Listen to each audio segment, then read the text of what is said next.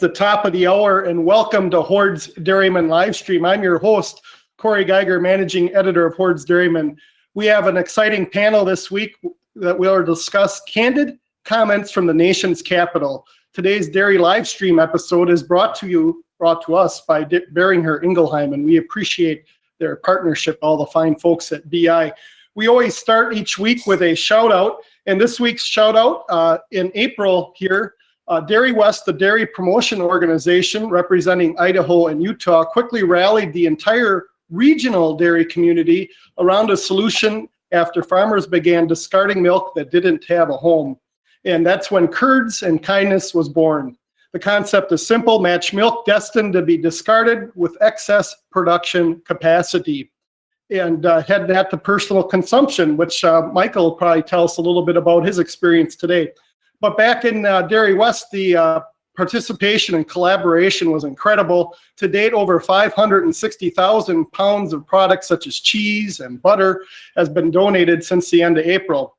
As a tribute to the upcoming National Dairy Month, or June Dairy Month that we called, Curds and Kindness will go mobile in that region. And from June 1 to June 26, a branded food truck will be providing grilled cheese sandwiches and bags of curds, cheese curds, as a thank you to frontline workers across Idaho and Utah, working in police stations, fire stations, fulfillment centers, and more. In addition to finding homes for many dairy products, many people who advocate on behalf of dairy farmers and dairy processors have been working nonstop to bring financial aid to the devastated countryside. We have some of those fine folks with us today on Dairy Livestream. While work began in March, USDA Secretary Sonny Perdue shared early insight on food assistance and financial assistance for farmers. Late Friday evening conference call on April 17th. It was almost unprecedented to have the 8 o'clock Central Daylight Time call. It was 9 o'clock Eastern. And late last week, we learned even more details about milk production payments, but also assistance for cows, calves, and corn silage.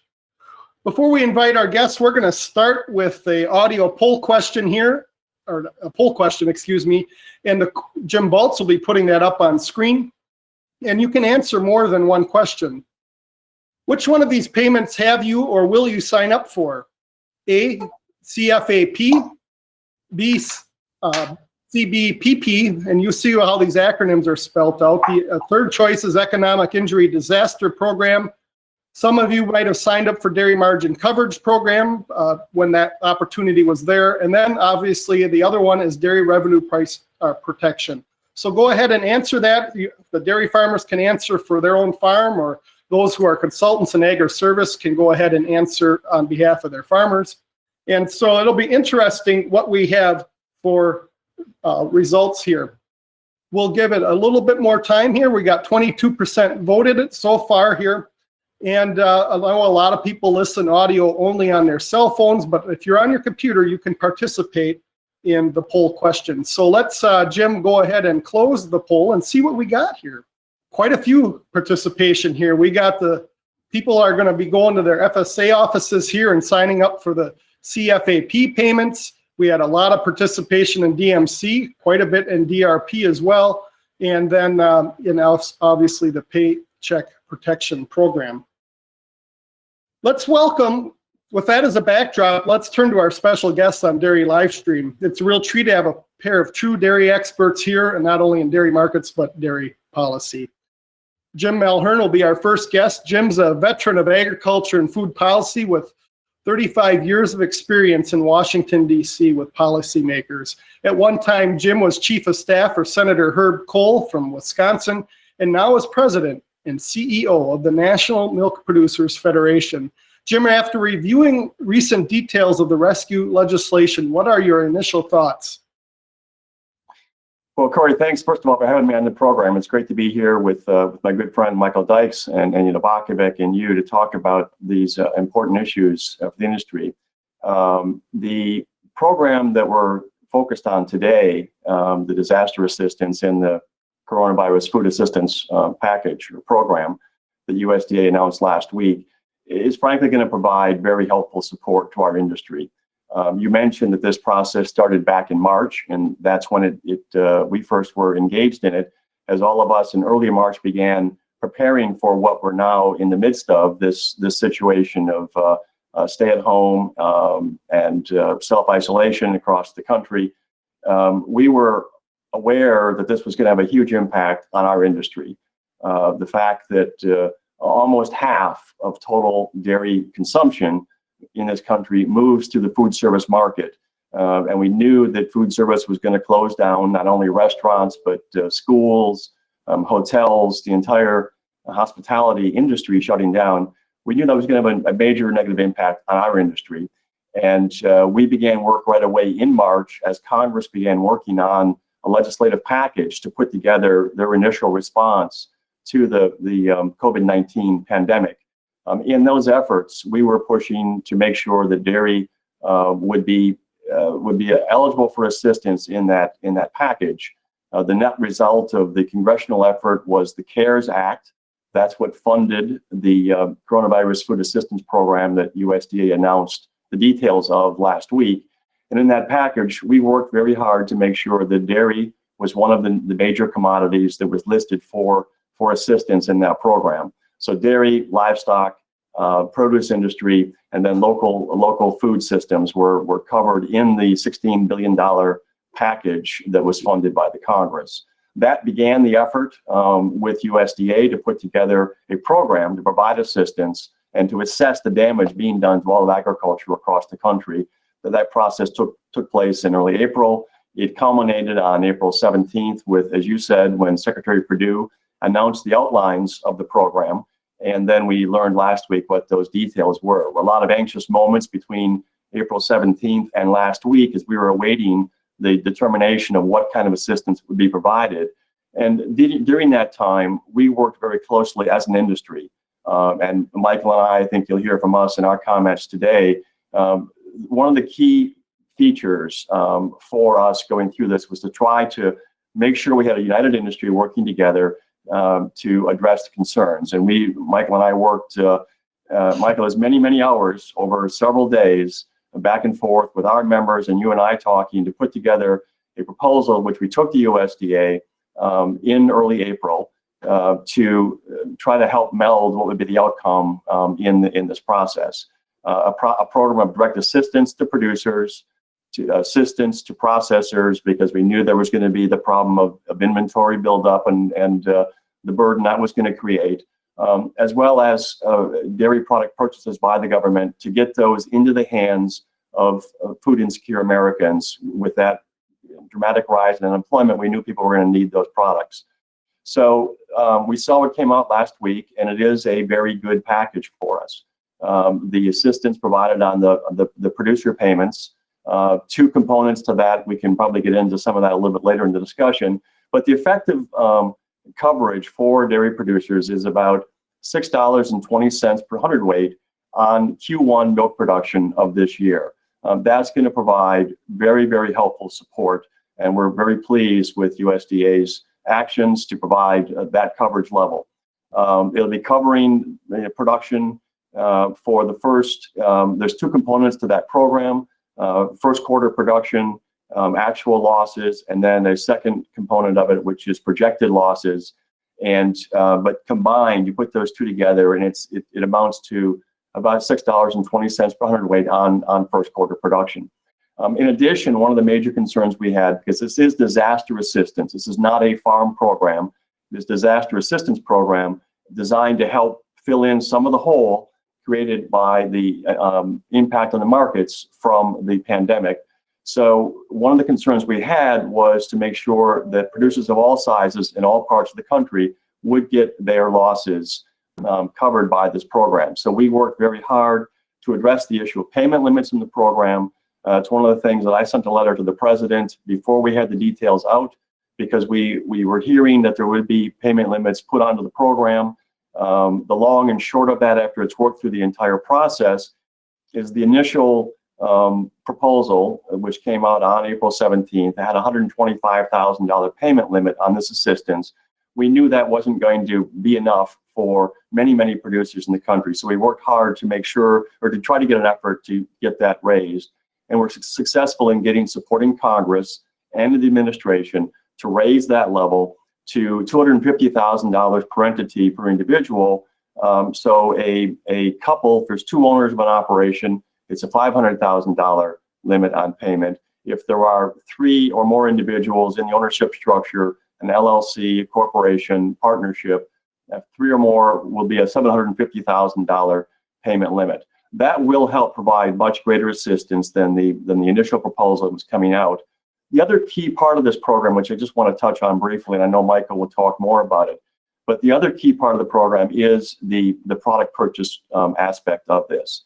And we're very pleased to see the robust engagement of USDA in this coronavirus food assistance food box program, the Farmers to Families food box program, which initially, when it was announced on April 17th in the discussions that Michael and I had with high-level USDA officials, one of the things they mentioned to us was, people may recall that there was $1 billion was going to be set aside of a $3 billion total for food purchases, $1 billion for dairy product purchases. And that was going to be initially metered out at about $100 million a month. They were going to provide.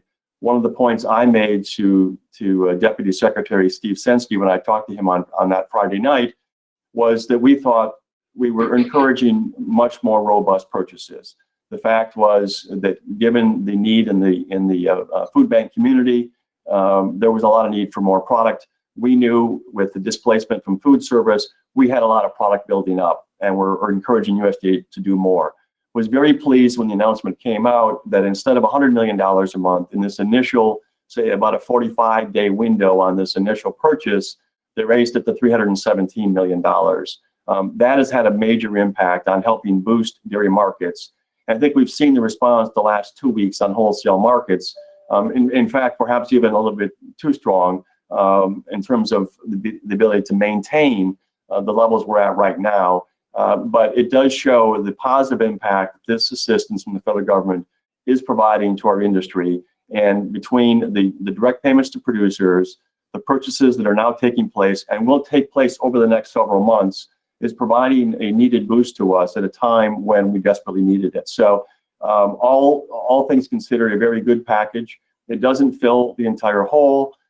Even looking at USDA's projections of the impact from their own estimates, the impact of the pandemic, they're projecting using the World Agricultural Supply Demand Estimate, the WASDE estimate that USDA does each month.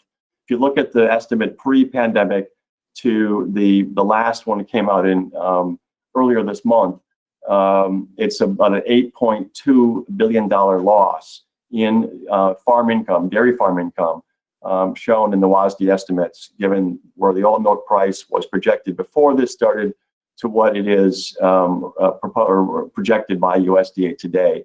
So the assistance that's been provided is going to help. The markets have improved. If we can maintain markets in the neighborhood they are, or keep them away from where they were at the beginning of this month, and as they were in late April, we'll get through this. So we still face a lot of troubling times ahead, but this package that's been approved and now being implemented is going to provide a great deal of help. And it has been a result of effort by the entire dairy industry working together. I'm very pleased and proud that we've been able to work closely here at National Milk with our colleagues at IDFA to get a combined package that will provide great support to our industry. Jim, I want to do a real quick follow-up question. We normally don't do this on live stream, but we wait till the end. But you talked about payments to farms here, and the question came in early: can a husband and wife each receive funds if the business is a sole proprietorship, or they have to be a LLC or a corporation? They don't have to be an LLC, but they have to be in the ownership structure. They have to be the legal owners of the operation. That is a requirement, our understanding of the program. Those are good questions to ask. FSA, the offices began taking applications beginning yesterday. I'm sure most of the viewers and listeners to this program are well aware of that. And there will be some questions as this goes forward in terms of the eligibility on those payment limits. But if there are two people owning the operation, they should be eligible for that $500,000 limit on payments. Thank you, Jim. And going to the FSA offices is interesting these days. I went Friday on behalf of our farm family and met in the parking lot. Otherwise, we had to go through all the procedures to get in the building, but it was a nice sunny morning in northeast Wisconsin, so I went ahead and we met in the parking lot. Let's go to another poll question here. And the poll question that Jim Baltz put on the screen is, how confident are you that aid already available will be adequate to make up for the COVID-19 losses? And you can see our answers, the answers you can answer here. Most of the losses, 75%, 50%, cover 25% are far from meeting needs here. So go ahead and answer that poll question here. And the responses are coming in fast and furious here. And as we're doing that, I'll remind people to go ahead and ask questions in the question bar here. We answered the first one that came in. And we're pleased to have Boehringer Ingelheim as our sponsor on Horde's Dairyman live stream this week here. Looks like the poll's slowing down. So Jim, if you could go ahead and put the results up. And the most popular answer is about 50% of the losses, with close seconds coming here at 25 and 75% on the bookends. And you can see those there. And that is, I think one of the things that we have to remember here, the government has provided quite a bit of aid already. $6 trillion is the estimate here. And if, as in the hallways of Congress and the House and the Senate, if you're thinking about what that next package is, you have to ask those in the countryside and those listening here, how much more aid are we going to give to our fellow Americans? Because we're going to have to pay that back one day. And maybe our next guest will comment on that. And Dr. Michael Dykes, he certainly has a unique dairy pedigree, growing up on a small dairy farm in Kentucky. And he later earned his veterinary degree and became a large herd practitioner down in Southern Illinois. Later, he went to work for Monsanto and now is CEO of the International Dairy Foods Association. And Michael's coming to us from near the Pittsburgh area in Pennsylvania and did a unique project here at the Farmers to Family Food Boxes, and you were with Secretary Perdue. So look to follow up some insight here from Jim and what you've been seeing too as it relates to dairy and COVID-19. Michael? Well, you know, I think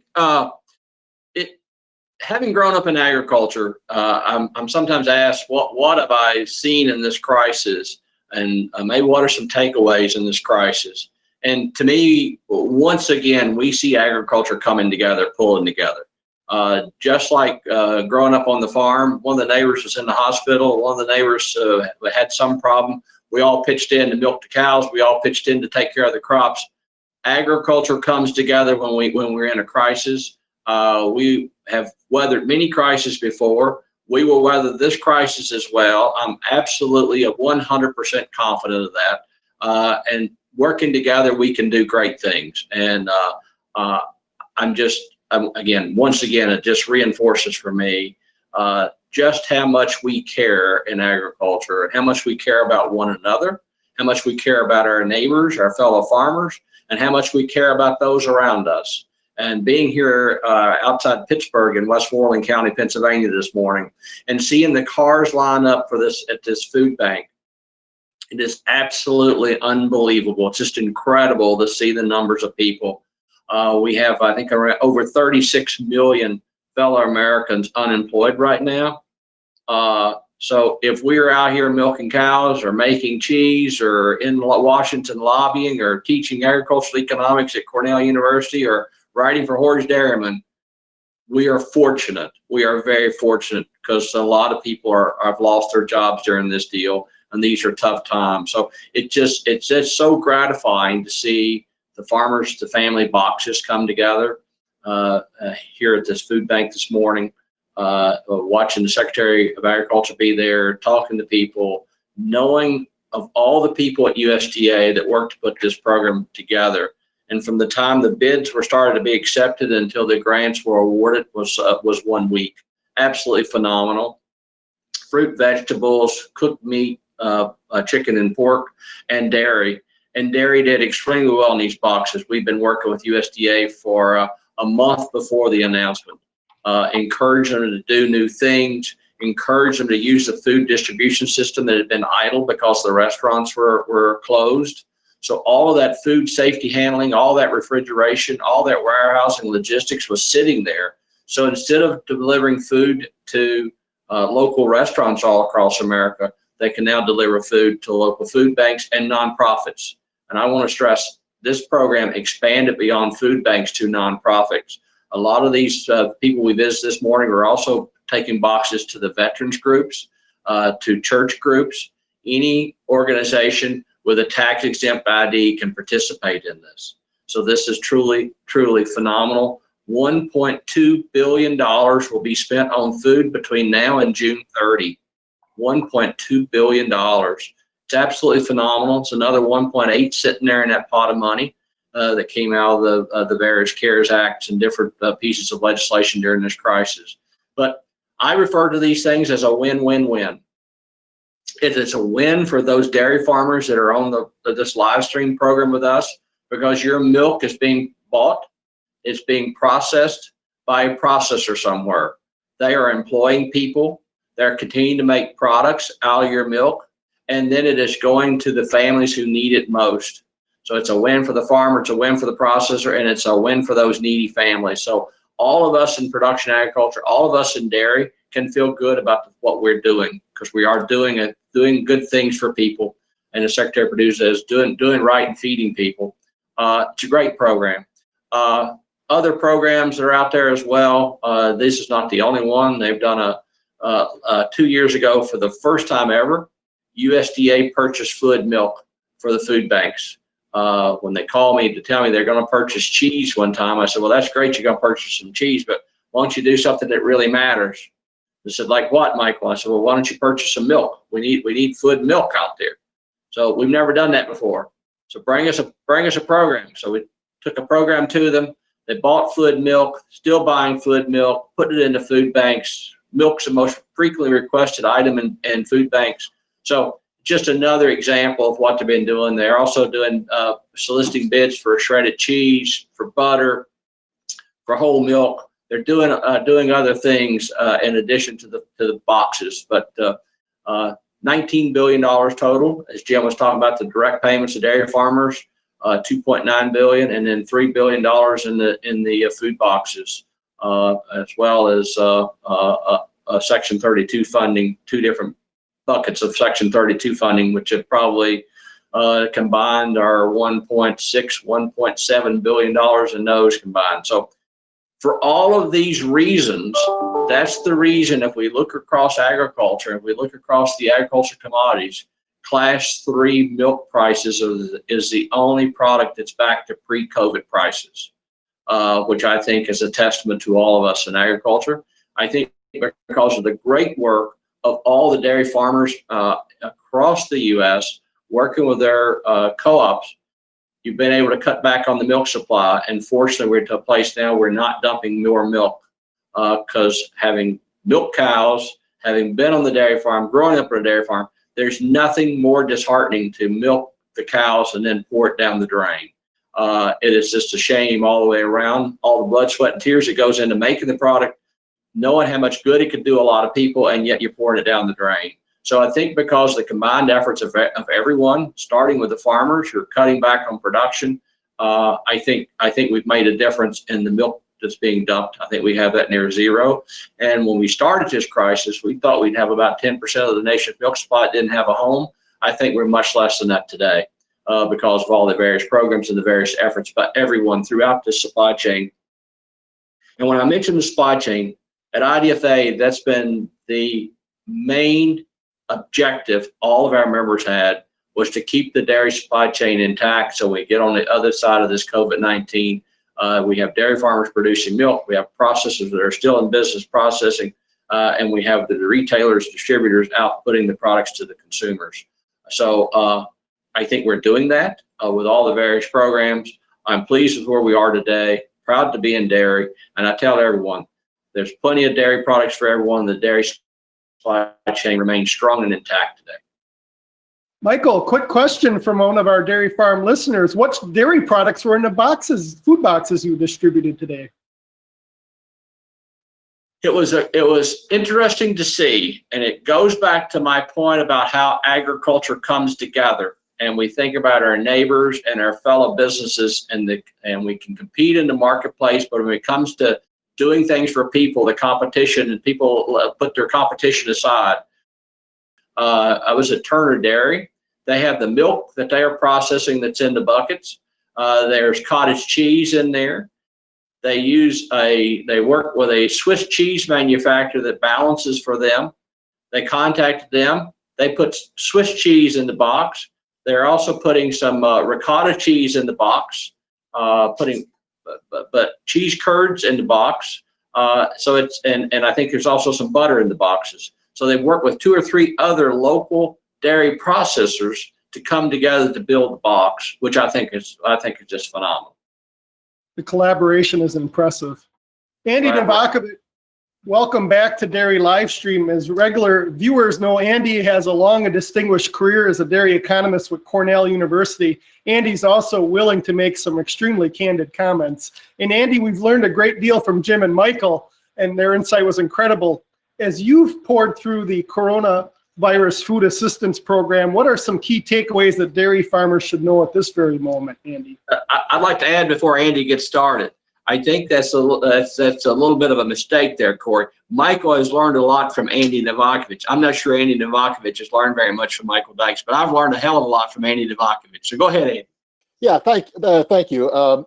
There's a couple of things that I guess I would mention, and it builds, of course, on what Jim and Michael have said. One of the things is there are actually a whole bunch of things that have been activated, initiated, done. Michael referred to a number of the different food donation programs, many of which have been around for decades. The CFAP is a new initiative that involves both the direct payments, very producer-oriented, and the farmers to families food banks, which of course helps both sides, but is really consumer-oriented. And I think we need to recognize there's a whole bunch of tools that are being activated. Many of them are being reinvigorated with new infusions of money, but this includes SNAP/food stamps. It includes things that we've done with the school lunch program, some of which is money, but a lot of it is just relaxation of rules to make it easy to have a grab-and-go bag instead of go sitting in a cafeteria. The emergency food assistance program. This is just a variety of things. Some of these are one-off. We've got a budget for the CFAP program, and when that budget is expended, that will be the end of that program unless it gets recharged. Some of these are ongoing, and they'll still be around in 2021 and so on. On the producer side, dairy margin coverage is a gigantic opportunity. I think there's probably 30,000 dairy farmers that are kicking themselves in the butt that they didn't have the crystal ball that said you better sign up at 9:30. Of course, nobody really foresaw that. But that program is available in 2021 and I think offers some real help. To me, this kind of signals a little bit the stages that we're going through. For the last 2-3 months, we've been really in what might be called incident management. We have just been focusing on dealing with the house that's burning down or the property that's been flooded or whatever metaphor you like, and haven't really been worrying about should that house have been built there in the first place, should we use new materials. We're just focusing on trying to get the fire under control. We're now moving into a phase that we might call reactivation planning. We're able to step back a little bit, think about how do we go about getting some of the pieces back in place. Obviously, there's lots of different ideas about how that should be done and so on. But the point is, we're thinking about that, and we're going to be learning as we go along how relaxed we can be, how much maybe we got to step back a little bit. But we're in that mode. And I think the third phase is going to be, I'll just call it the new normal. That seems to be kind of a word. But I think we're all going to be asking ourselves the question, to what degree is this experience going to cause us to change what we had already thought of as established business practices? Are we going to be, one of the phrases that I like is, are we going to be more motivated by just-in-case strategies and less motivated by just-in-time strategies? And all of these things are going to require us to do things that cost more. If they would have been cheaper, we would have done them already. So the question is going to be, do we have a new sense of what the risks are that's going to cause us to change how we do business? Are we going to diversify our customer base so we're not so focused on just this kind of channel or that kind of channel? Are we going to diversify our product mix so that, you know, if something goes sour here, I've got some flexibility to move there? Are we going to build strategic networks with partners, as Michael was talking about, with this relationship between processors in the Pittsburgh area? We're going to try to leverage that more. Co-ops do a lot of that already. And I think all of these are really interesting questions for the industries that Michael and Jim work with and reflect. I'll finish up by just saying, I think in all of these development of strategies and thinking about how do we manage incidents, how do we do reactivation planning, how do we come up with new normals, there's a role for government, both federal and state. There's a role for what I would call collective action. Industry groups working together, of course, you have to do that in a legal way, but that's certainly possible for industries to come together and think about how they can collectively improve their whole industry. And then what are strategies that individuals or private enterprise can do just for themselves? And I think my sense is that as we go forward, government's role is probably going to lessen as we get into defining what the new normal is. I think that's basically an industry question, not so much a government question. I think incident management, dealing with, you know, sort of the economic disaster, all of the government artillery comes into play. But thinking about how we move forward and adapt and adjust and reevaluate whether or not there's risk here we need to take into consideration, I think that starts to become more of a private sector, less public sector thing, but with lots of room for collective thought and cooperative action, which is, I think, exactly where the National Milk Producers Federation and the International Dairy Foods Association have their strength. They are a forum for bringing folks together. So I don't know if any of that makes sense. I don't know if Jim or Michael would agree, but I think those are some things I'm thinking about in terms of, all right, we've got this stuff now, how do we go forward? Well, thank you, Jim, Michael, and Andy. We're going to bundle some of these questions. We're going to start with a group of dairy farm specific questions here. And one of them that we did touch on last week, do DMC, dairy margin coverage, and dairy RP payments preclude a dairy from getting federal payments? The short answer is no. If you're in risk management, this is independent. I think we go back to what Jim said. This is not a farm program. This is disaster assistance. Am I accurate in that read? You are, Corey. I'll jump in there first. This has sort of been this issue has been kind of like Dracula. I think I feel like I've driven a wooden dagger through his heart 3 or 4 times, and it keeps popping back up. There was a rumor early on that a producer's participation in risk management programs is going to jeopardize or would preclude that milk from being covered by these programs. I talked to folks at the White House when that first came up. They assured me that that wasn't the case. Talked to folks at USDA. They assured us it wasn't the case. There appeared to be perhaps a little bit of an issue at the Office of Management and Budget. The green eye shade people in the government who were poring over every word in the final rule that USDA produced, and we had some challenges there, as we always do on farm programs. Nothing new there. And then we thought we'd put it to bed, and it came up again last week. There was some perhaps confusing language on the USDA website when it first came out. We jumped in right away, talked to some of the leadership at USDA. They immediately engaged, changed that language, got it down, provided some clarity. So that's the longer answer. The short answer is that a producer's participation in risk management programs, ranging from the dairy margin coverage program through dairy revenue protection, through LGM, hedging, futures, those do not preclude one's milk coverage. It's first quarter milk production time with an adjustment for the second phase of the payment, but basically first quarter milk production times the payment rate is covered. Another question is, are organic producers eligible for CFAP payments? And I would say organic dairy producers. And the answer is yes. Yes. but the payment rates are the same for all dairy farmers. Payment rates are the same for all dairy farmers, and the limiting factor is the payment cap. They cap out at $250,000 for an individual, $500,000 for two ownership, three or more caps out at $750,000. But the payment rates are the same for all milk production.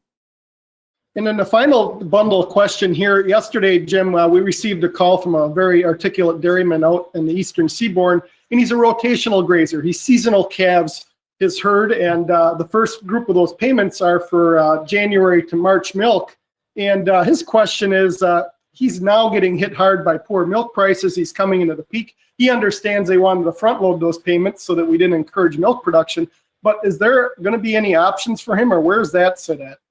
Yeah, that's a good question, Corey, and it is an issue. It's one that we heard early last week, and I have actually made a request of USDA to adjust the program, that base calculation for grazing operations, because as the questioner states, that first quarter milk production is generally the lowest milk production period of the year. So ability to adjust that. What I've asked the department to do is to take 2019 actual production, allow a producer who's a grazer to take 2019 actual production and divide that by 4 and take 1 quarter, the 1 quarter of 2019 production average as a base to make the calculation on. I do not know if USDA is going to be able to do that, but it is a request we have made. So the short answer is to be determined whether there'll be some adjustment to that or not. At this time, I don't know.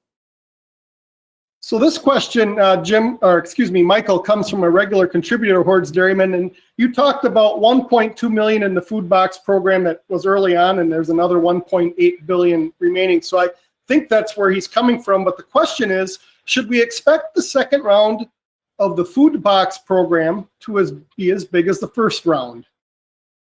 Well, the first round being 1.2, we thought it would be 100 million per month.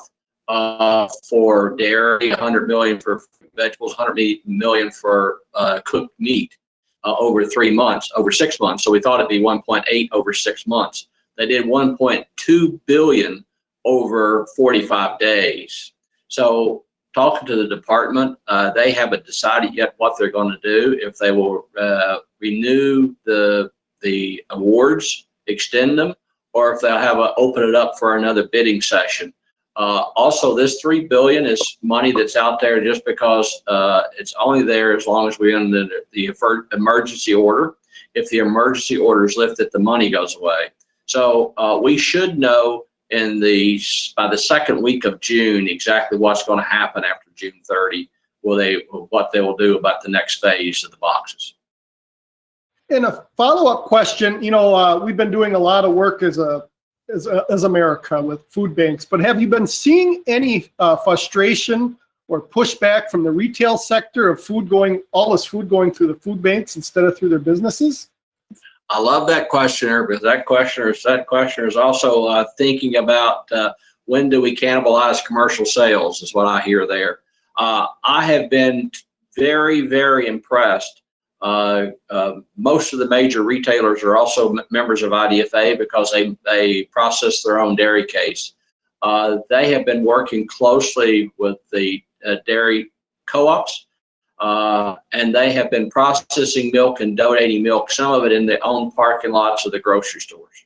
So it has been phenomenal to see the industry come together, producers and processors, and do the right thing for folks without a fear about what that's doing to cannibalizing a retail sale. So, so far we've not seen that, to your questioner.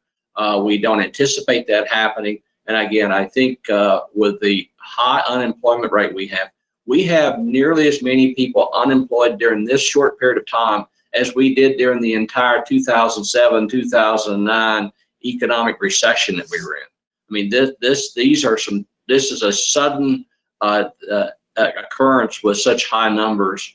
We haven't seen it, don't anticipate it.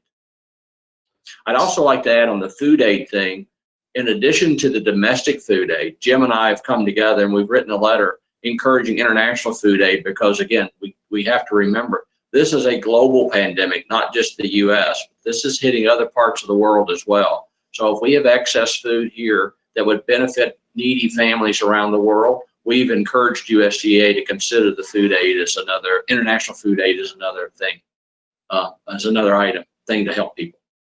Hey, Corey, if I could just jump in for a second to echo Michael's comments. I agree that the support across the food chain has been very, very strong across the entire dairy supply chain. And going forward, one of the features that there is legislation that the House has passed. If Congress may take up another a bill on COVID-19 support later this summer, there is a provision in the House bill to expand funding for a milk donation program that would take, if there is surplus milk, the ability to have that milk paid at sort of a class value, and then provide funding for processors to package that product and for direct distribution or direct donation, rather. Picking up on Michael's comments about the work of a number of retailers around the country that have provided milk and dairy products directly to food banks. There's provision in the House bill that we've advocated and would hope to get into any final legislation that's passed that will expand funding for milk donations. It really picks up on the Dairy West program, that whole concept that you mentioned, but covering some of the cost of doing that, not to make a profit for anybody, but to cover the cost of providing that product for donation. And we'd like to see that if there is another bill coming out of the Congress, we've got it through the House. We'll work hard to have that milk donation program in any final legislation. You know, Corey, I'd like to add one more thing on the boxes and another longer term benefit that I see to these boxes. We have to remember that we have a whole generation of milk drinkers that came through school with a skim milk. And their experiences with milk were not positive experiences. So they are now parents and they're not buying milk for their kids. I think what will happen with this, there will be people that'll come back to dairy, either milk or cheese or cottage cheese. There's been so much product innovation, so many changes to dairy.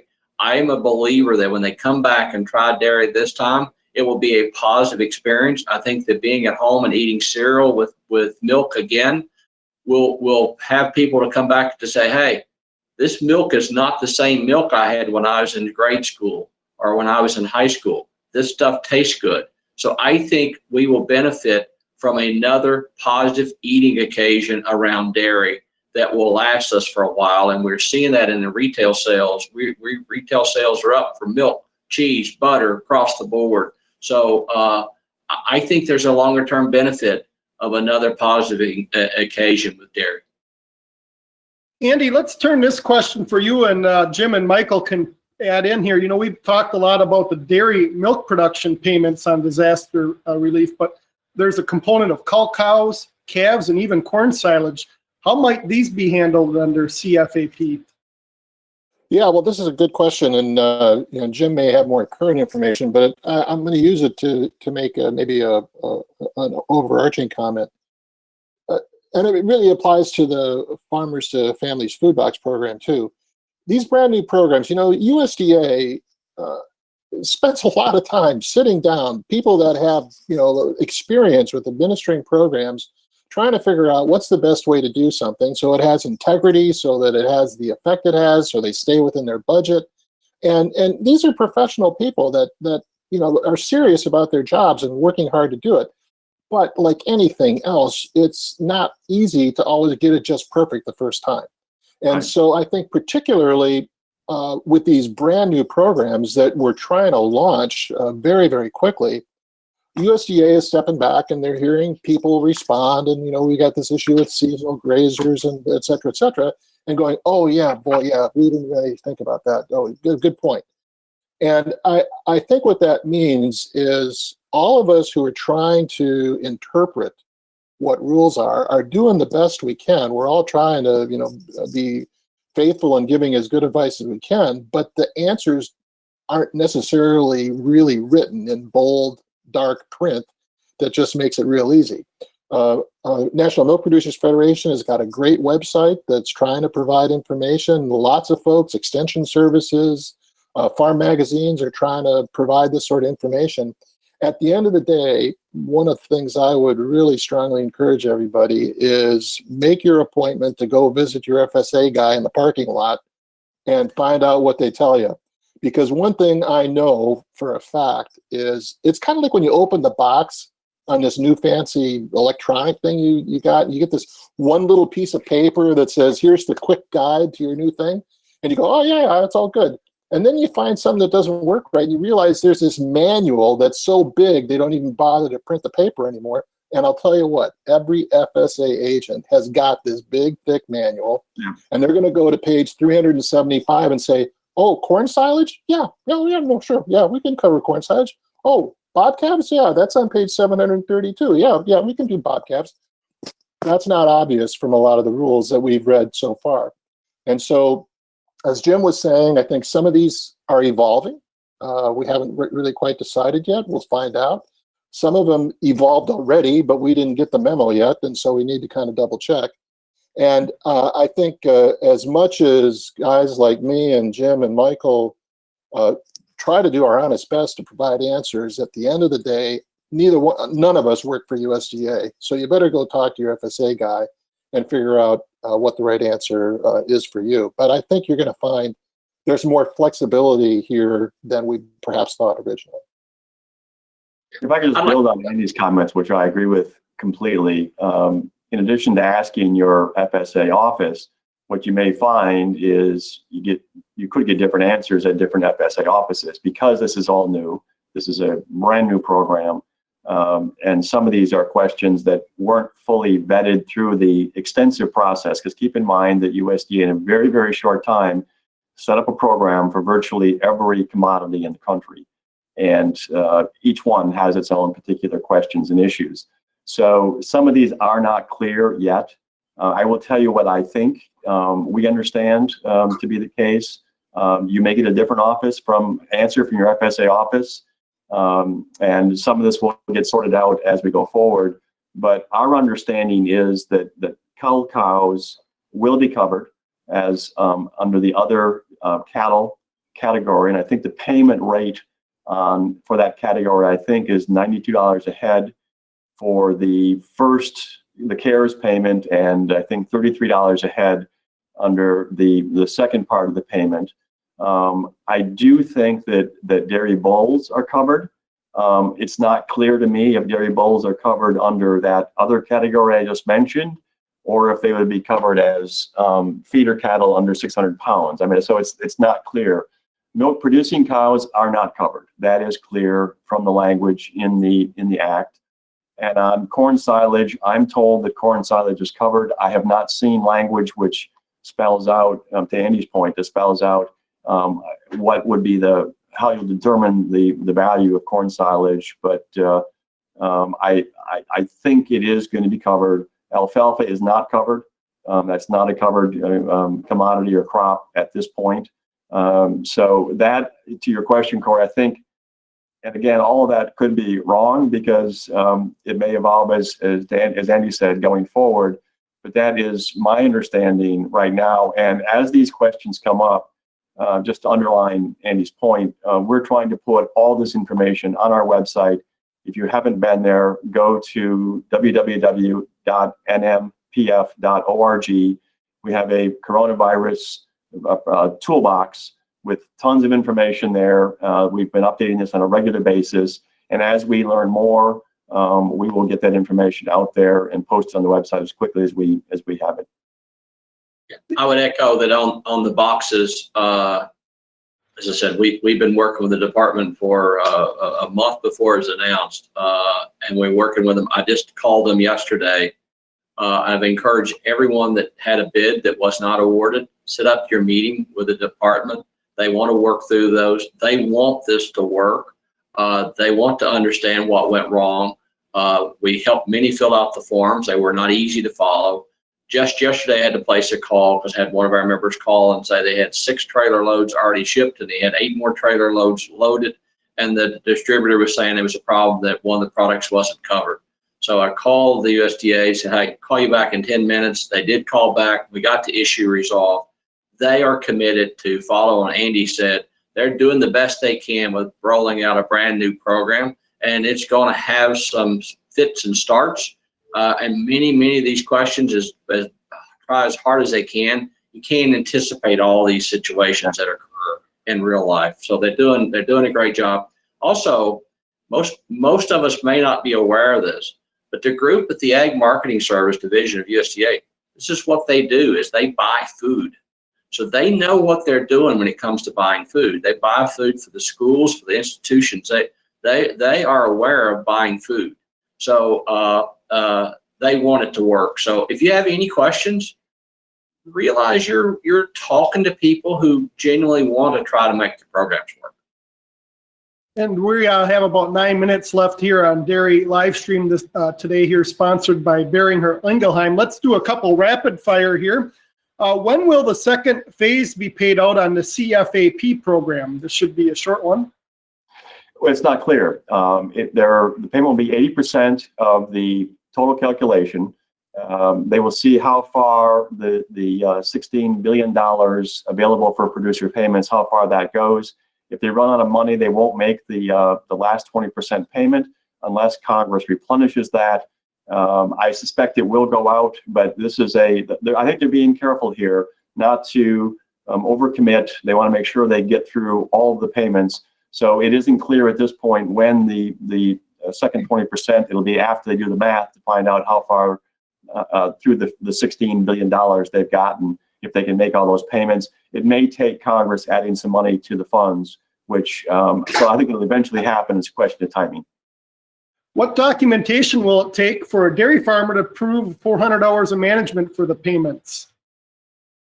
I don't know that there'll be a lot of documentation. It's really going to be, is that person involved in the decision-making ability? Yeah, I think it's going to be an assertion. You're going to affirm that person has been involved. And if there are questions, there may be an audit in the future.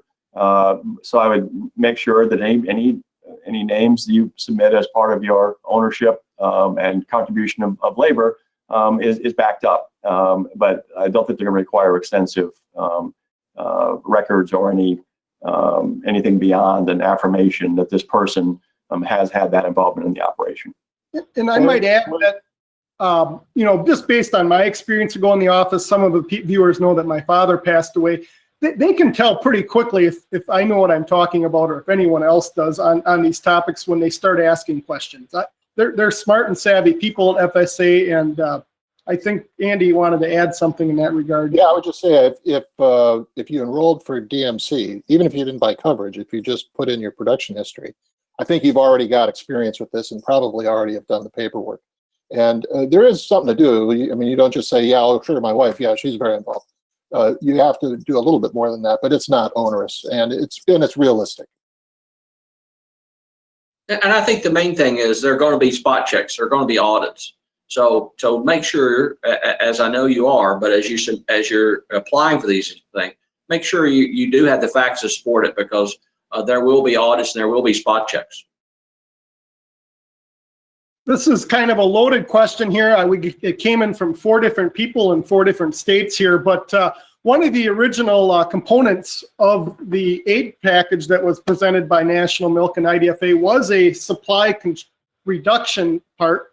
Essentially, though, USDA did not include that component, but there's some viewers here would National Milk and IDFA advance that cause in the future, and I think some other people would then take it a step further on the whole issue of supply management here. But we received that from 4 viewers here. Any comments?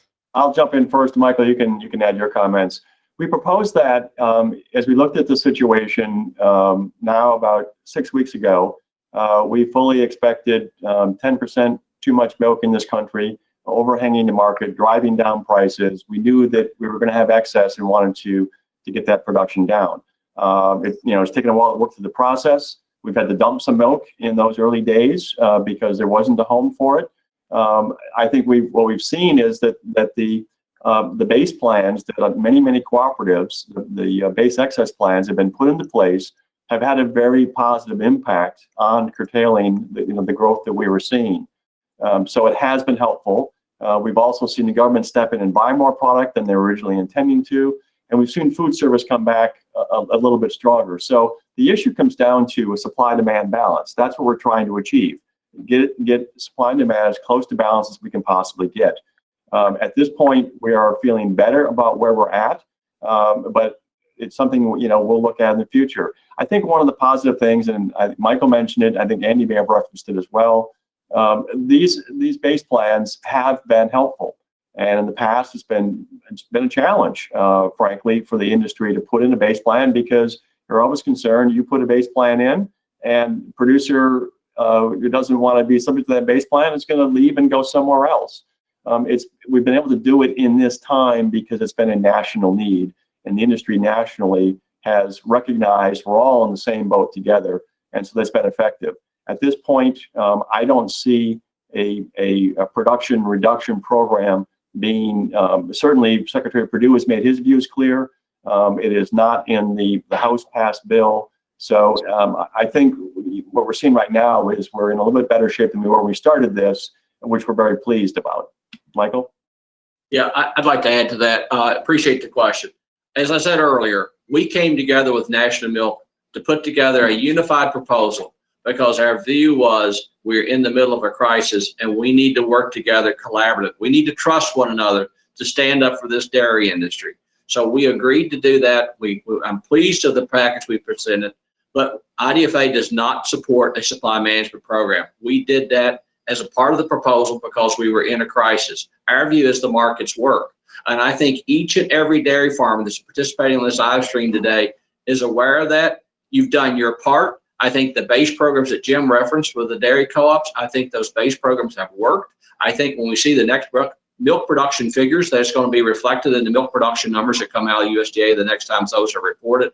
But we do not support a supply management system. We did that because we're in a crisis, and we did it because we thought it was in the best long-term interest of this dairy industry. We're going to wrap up with this final question. We're going to want everyone to comment on this, but we're going to start with Andy. What does dairy demand look like once the economy opens up?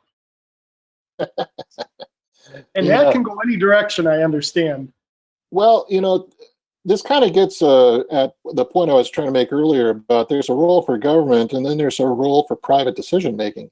So you got a lot of states that are either eliminating or relaxing rules that shut down food service.